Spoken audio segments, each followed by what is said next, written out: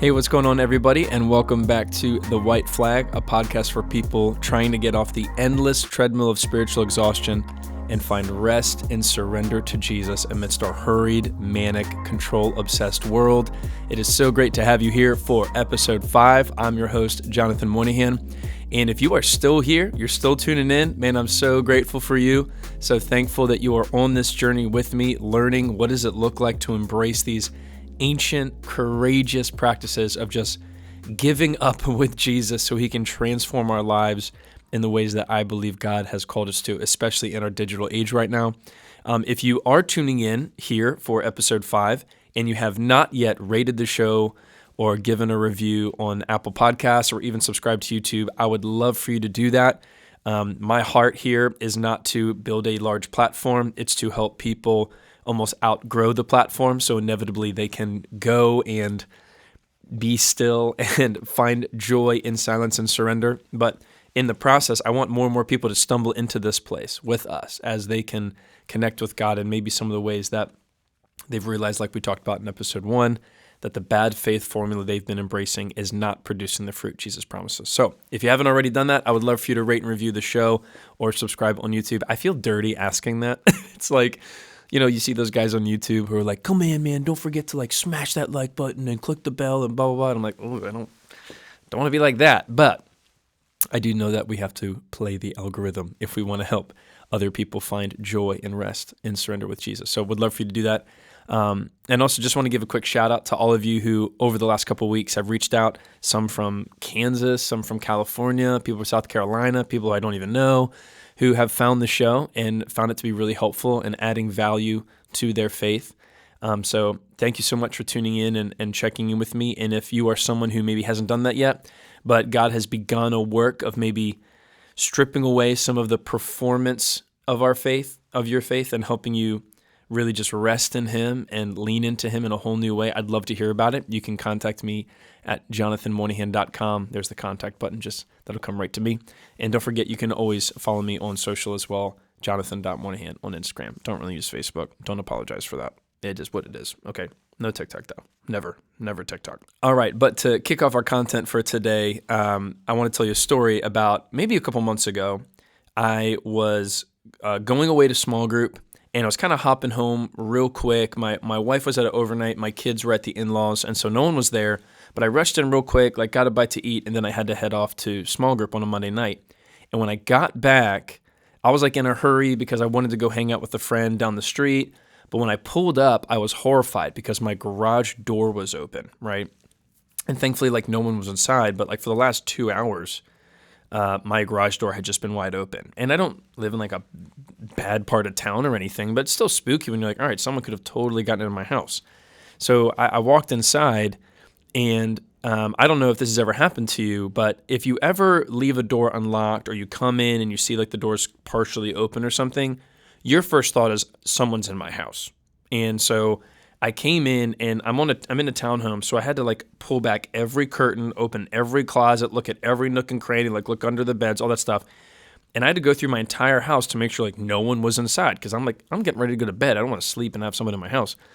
And so I'm going around, and at first I'm okay, open the door, no one's there. But for some reason, as I continued to progress through the house, my anxiety started ramping up, man. I was freaking out. It got to the point where once I got to the more intimate spaces of our house, the bedrooms and all that stuff, or where my girls sleep, I was opening closet doors ah!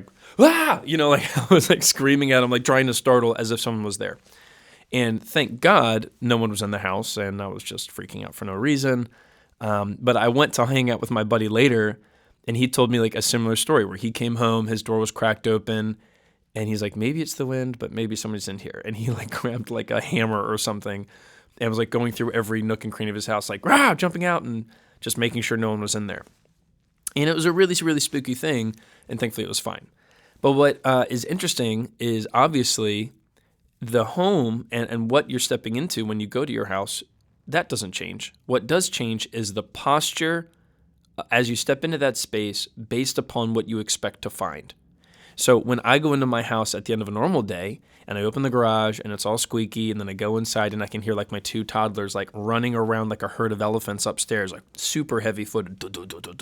I'm like, okay, my posture is different. It's the same space as I went to before, but the posture is different. But when I come home and the garage door is open, and I think there might be someone in the house, I'm stepping into the same space, but my posture is so different and my emotional state is so different because my expectations are different. And like what I expect to find in that space just drastically shifts how I step into it. And so I go through all that because I want to speak directly to the tension that many of us are feeling as we've begun to adopt some of these practices. I want to address the tension that some of us are feeling of, hey, am I doing this right? Like, hey, am I doing silence and solitude and Sabbath and stepping into quiet place with God? Am I doing it right? Because I'm not experiencing what I thought I'd experience. See, here's the thing. When it comes to spiritual disciplines, these are good things from God. We are being obedient to the command of Jesus to become like him when we imitate his practices. So that's a good thing. And we're doing what the Bible teaches us, which is a good thing. And when we do all these good things that God has called us to, inevitably what starts to happen is we begin to think that we are doing good things and therefore we are going to experience good things. And it makes a lot of sense. But the problem is that's not really what God promises in Scripture, and it's definitely not what Jesus experienced in his life. And so if we aren't thoughtful, if we don't take a moment to acknowledge, like, you're not doing it wrong, this is just what it is sometimes, if we don't have a conversation about it, I'm afraid that some of us who are on this journey are going to start to think either John's lying when he says that these practices lead to a life that's free and light, because I don't feel free and light, or you're going to quit because you think, I just must not be doing this right. And that's the last thing I want for anyone to do. Many of you have reached out over the last couple of weeks. Not many, but enough of you have reached out over the last couple of weeks saying things like, man, I'm diving into silence and I'm learning to be quiet and I'm waking up earlier and I'm staring at a candle, or, just trying to withdraw and be in solitude like we talked about in episode 3. And people are adopting a posture of surrender, but they're feeling like I'm not doing it right. And when I ask why they feel that way, it's because people are stepping into this good thing that Jesus is modeling for us, but then they're coming face to face with bad stuff in their life, and it's producing like difficult internal processing. And instead of feeling completely at peace or at ease within their soul, they feel like the silence is just stirring up pain. It's stirring up guilt or anxiety that's caused by insecurity. And they're thinking, well, John said that these practices should help me experience the yoke of Jesus, a burden that is free and light, but that's not what I'm feeling right now, so I must be doing this wrong, or this just must not be true. I mean, here's one of the texts I got from a friend of mine who's one of the most brilliant Christian thinkers I know, but as he's been navigating this topic and trying to get better at just calming down and resting and getting silent with God, here's what he texted me. He said, I only seem to feel strong negative emotions during my silent time. It's like poison, he said. He said, quote, it's like sucking venom from an open wound. It always hurts, and it's always dark. I've tried journaling gratitude, but it just won't come out. And I know that many of us who embark on this journey of courageous surrender, who want the white flag to be a symbol of your posture before Jesus, some of you are taking time to sit with him, but right now you don't feel more at peace. You're actually more aware of your problems. And you're left thinking, I just must not be doing this right. But I want to encourage you right now, and I want to unpack something very briefly that's been so helpful for me, even as I step into these ancient practices and navigate insecurity and, stewing on past sin or past mistakes or second-guessing myself or just not being sure, like, am I doing anything productive in this time with God? It just feels like I'm quiet, nothing's happening.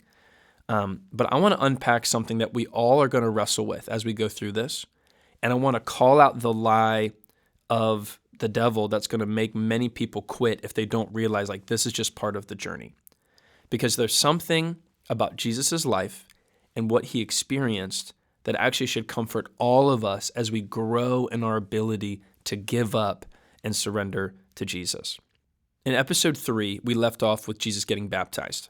And then the very next thing he did was he headed off into the wilderness. And I read this verse, it's Luke 4, verse 1. Said, then Jesus, full of the Holy Spirit, returned to the Jordan River.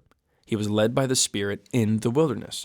And as we discussed in that episode, we talked about the importance of getting away from the day and how even as Jesus became increasingly influential the more he withdrew. And so that must be true for you and I if we're going to rest and walk with him and carry, the burdens that he wants us to, but not carry the stuff he doesn't want us to. And that was great. But here's what happens next for Jesus that I can't emphasize enough that helps comfort you and me when we feel like we're doing it wrong. In Luke 4, verse 1, it says, "Then Jesus, full of the Holy Spirit, returned from the Jordan River, and he was led by the Spirit in the wilderness." That's not new information for you. But look at what happens next in verse 2. It's the same sentence, just a new verse. It says, "He was led by the Spirit in the wilderness, where he was tempted by the devil for 40 days. Listen, many of us are shocked when we go into the quiet with God because we expect to bask in God's peace and in his presence. And those are certainly things that he gives us when we make these rhythmic practices of our faith a huge part of our life. But what we get in the immediate sometimes, instead of experiencing that peace and that rest and that presence, what we find instead is the devil. What we find instead is evil within us, sin within us, all our fears, all our anger, all our insecurity, all the sources of shame that we numb daily with digital entertainment and distraction, all of that comes to the surface. And when we take away the distractions of our world and we just sit and withdraw to be with God and sit in silence, the obsessive thoughts that we have deep beneath the surface all start to make their way onto the horizon of our cognitive thought. But what can happen is you step into a space hoping you're connecting with God, but what it feels like is you're actually encountering the devil in the desert. So we need to see that when Jesus withdrew and modeled for us this practice of getting away from the day, the very first time we see him do it in the book of Luke, he doesn't actually just encounter God and rest with him. He also encounters evil incarnate. He has to navigate that. And listen, this comforts me. Because if Jesus himself withdrew and had to face evil incarnate, that means I'm doing okay if I step into these practices that Jesus modeled, and I too have to face evil in my own life. Henry Nouwen is a Dutch priest. I've talked about him in at least one other episode, but here's what he says about this tension that we have to navigate. And it's something that encourages me to help me realize, okay, I'm not doing it wrong when it just gets messy, or I feel like I'm not more at peace right now. I'm actually facing all the problems in my life. But here's what he says. Henry Nouwen writes, "Solitude is not a private therapeutic place. Rather, it is the place of conversion, the place where the old self dies and the new self is born. In solitude, I get rid of my scaffolding, no friends to talk with, no telephone calls to make, no meetings to attend, no music to entertain, no books to distract, just me, naked, vulnerable, weak, sinful, deprived, and broken. Nothing.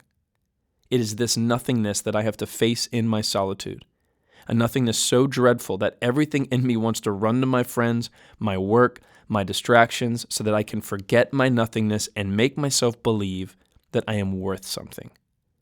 I try to run from the dark abyss of my nothingness and restore my false self in all of its vainglory.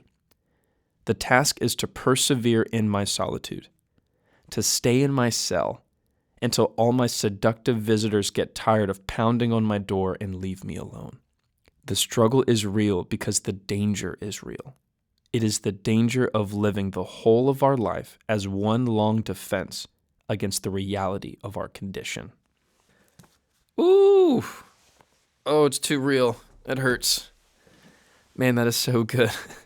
But listen, he just articulated what I feel and what I know many of you feel of, man, solitude isn't just this, oh, I'm going to rest and be calm and have blissful meditative space. No, it's a battle. It is a place of tension sometimes. And if that's what you feel when you've been stepping into this, I want you to hear me. You're not doing it wrong. This is part of the journey. This is part of the battle. And when we begin to adopt these practices of surrender, we have to understand that sometimes when you withdraw from the world to connect with God, before you can even rest in him, you have to face the darkness in yourself. Silence is when these unaddressed, unwanted, and uncomfortable thought patterns come to the surface. And what I want you to hear from me today is that that's a good thing. Because only by facing them and bringing them to your Heavenly Father and pouring into His Word in faithful reflection, only by doing all these things, can you ever begin to identify and articulate and even name the things that Jesus wants to transform in your life. So at the church where I serve as a teaching minister, Mosaic Christian Church, outside of Baltimore, shout out, what's up, my fam? We had one of our favorite guest preachers recently named Jim Bergen, and he did a sermon where he basically highlighted this phrase that's kind of famous in history where it says, if you want peace, prepare for war.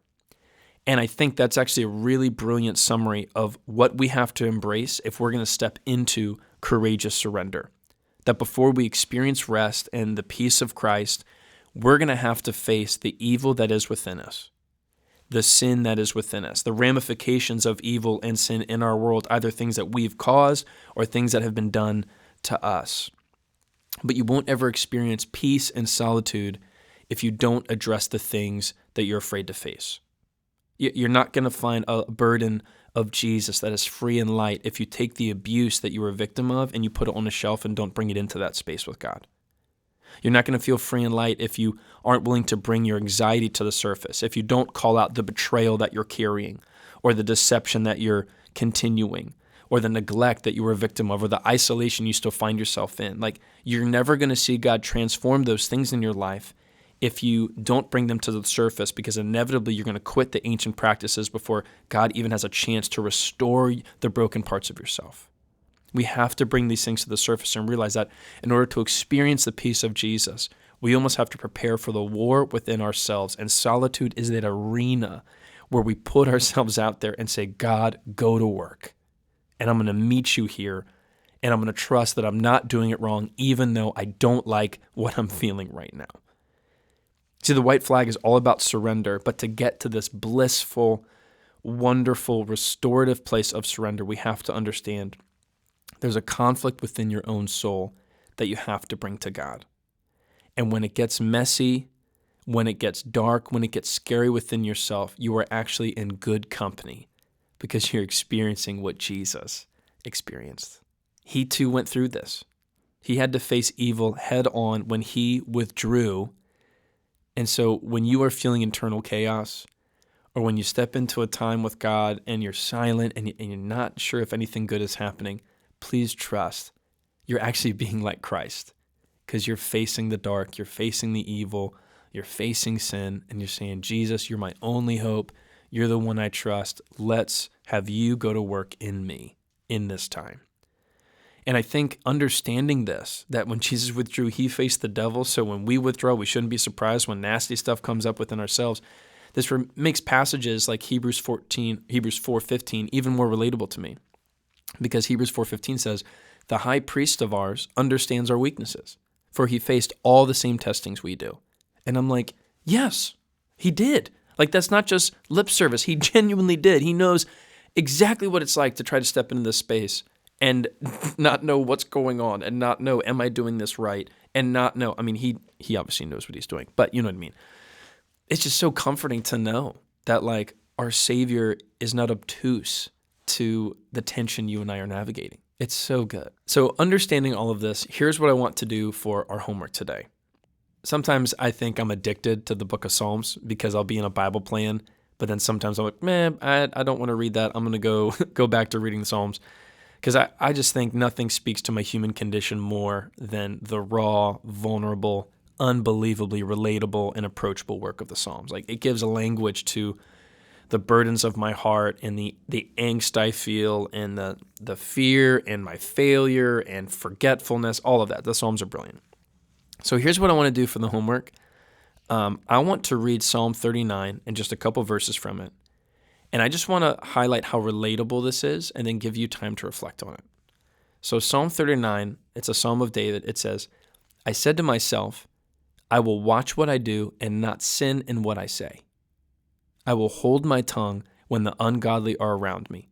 But as I stood there in silence, so please note, David is trying to be quiet before God.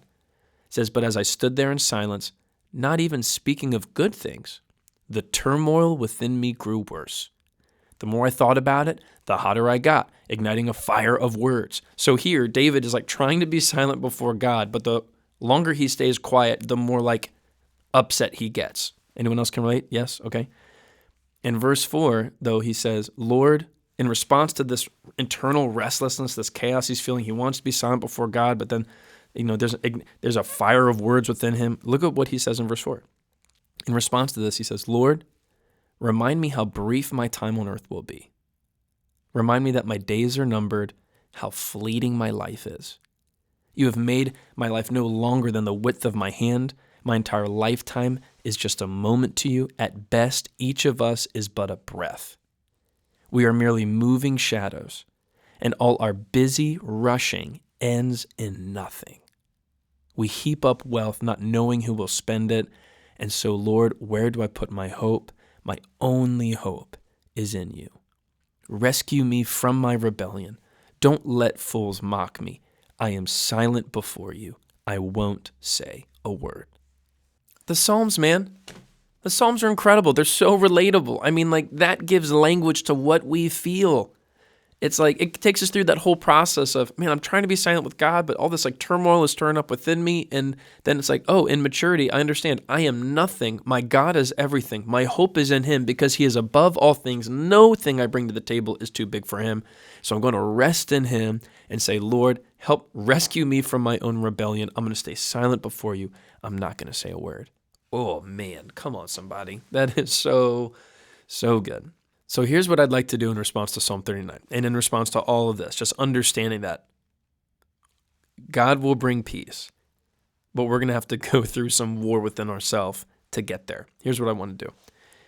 I want to give you 3 minutes right here on the show with some light music to just reflect on the emotions and thoughts that get stirred up when you step into silence with God. I want to give you a mini taste of that desert that Jesus withdrew to be in. And with Psalm 39 ringing in our heads, I want you to have a time of silence where you can let some of that stuff stir up. And obviously, some of you might need more time. But we let that silence stir up, and you remind yourself that your hope is in the Lord, that you're not doing it wrong, that he has not distanced himself from you. In fact, it might be a sign that God is drawing near to you because he wants to go to work on the things in your soul that you've tried to hide from him. So I want to challenge you to do that now, to bring everything we have, knowing that sometimes we'll feel peace and rest in our time with God, but then other times we're going to feel like Jesus in the desert.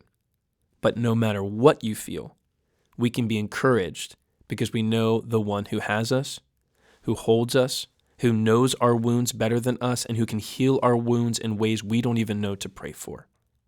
So I'm going to read over the psalm one more time, and I'm going to give you 3 minutes of silence to bring that which you don't want to face into the fray, into the space with Jesus, and say, God, help me pursue peace, but I'm allowing you in this time now to go to war within me so I can abide in you, rest in you, and be transformed by you. Here's Psalm 39 one more time. I said to myself, I will watch what I do and not sin in what I say. I will hold my tongue when the ungodly are around me. But as I stood there in silence, not even speaking of good things, the turmoil within me grew worse. The more I thought about it, the hotter I got, igniting a fire of words. Lord, remind me how brief my time on earth will be. Remind me that my days are numbered, how fleeting my life is. You have made my life no longer than the width of my hand. My entire lifetime is just a moment to you. At best, each of us is but a breath. We are merely moving shadows, and all our busy rushing ends in nothing. We heap up wealth, not knowing who will spend it. And so, Lord, where do I put my hope? My only hope is in you. Rescue me from my rebellion. Don't let fools mock me. I am silent before you. I won't say a word.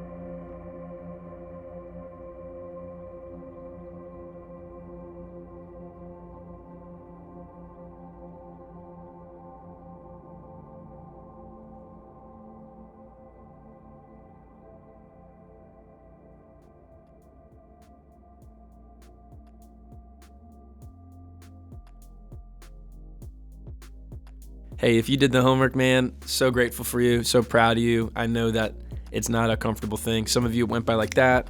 Some of you it probably felt like forever. Some of you grabbed your phone just to pass the time, but this is where the rubber meets the road. And it's where we really have a chance to sort of like toughen ourselves up to give up and rest with Jesus. With it being episode 5, once again, if you have not yet rated and reviewed the show, I'd love for you to do that. And even more so, like I say every time, if you are in the Baltimore, Maryland, or just DMV area, I'd love for you to come through at Mosaic Christian Church. You can get our website, mosaicchristian.org. We have 2 services on Sundays at 9:30 and 11:15. I would love to say hello, love to have you join us and be a part of this community that is changing Maryland forever. Hope you're well, and I'll see you again next week.